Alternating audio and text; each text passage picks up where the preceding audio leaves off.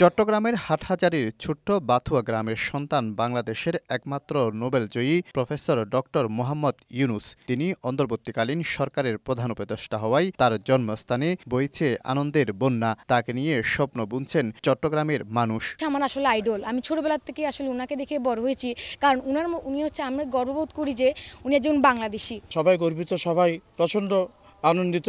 এমন একজন মানুষের হাতে দেশের এত বড় দায়িত্ব আমরা অর্পণ করতে পারছি। ডক্টর মোহাম্মদ ইউনুস এমন একজন ব্যক্তিত্ব যিনি 2006 সালে নোবেল পুরস্কার পেয়ে বাংলাদেশকে এক উন্নত রকম উচ্চতায় উনি আসীন করেছেন।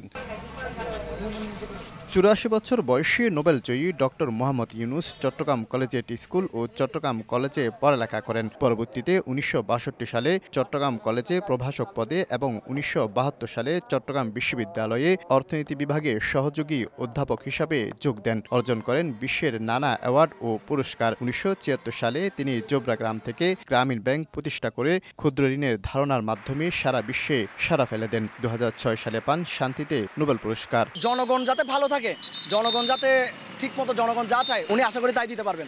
এই মানুষের মধ্যে সবসময় দেশপ্রেম ছিল, দেশের প্রতি নীতি নৈতিকতা আদর্শ ছিল। যখন দায়িত্ব নিয়েছেন, আশা করি দেশটাকে সর্বোচ্চভাবে গুছিয়ে সুন্দরভাবে নতুন একটি রূপে বাংলাদেশকে সকলের মাঝে, জনগণের মাঝে উপহার দিবেন। সবচেয়ে বেশি প্রয়োজন গণতান্ত্রিক পরিবেশ, খুব সুন্দরভাবে গোছানো দেশকে কীভাবে সুসংগঠিত করা যায়, দেশের অর্থনৈতিক অবস্থা কীভাবে চাঙ্গা করা যায়। ওনার যে আন্তর্জাতিক যে কানেকশন, এই কানেকশন যদি উনি কাজে লাগাইতে পারে, আমাদের দেশ ইনশাল্লাহ এগিয়ে যাবে। বিশ্বনন্দিত অর্থনীতিবিদ ডক্টর মোহাম্মদ ইউনুসের হাত ধরে এগিয়ে যাবে দেশ, এমন প্রত্যাশা বিশেষজ্ঞদের। এই দেশের যে সমস্ত রাষ্ট্রীয় কাঠামোগুলো রয়েছে, এই কাঠামোতে প্রয়োজনীয় সংস্কার করবেন, কারণ সবগুলো কাঠামো ভেঙে পড়েছে। প্রতিষ্ঠানগুলো, রাষ্ট্রীয় প্রতিষ্ঠানগুলো ভেঙে পড়েছে, কোনোটা কার্যকর নেই। তিনি এসবের প্রয়োজনীয় সংস্কার আনবেন, সংস্কার করে সুন্দর নির্বাচন জাতিকে উপহার দিবে।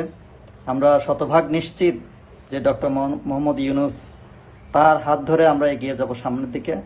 তার হাত ধরে পিছলে পড়া বাংলাদেশ আবার যথাযথ ট্র্যাকে আসবে, গণতন্ত্র ফিরে আসবে। বিশ্বের ইতিহাসে সেরা 7 পুরস্কার প্রাপ্তদের মধ্যে একজন প্রফেসর ডক্টর মোহাম্মদ ইউনুস। পৃথিবীর 20 জন সম্মানী ব্যক্তির তালিকায় তিনি 9ম স্থানে।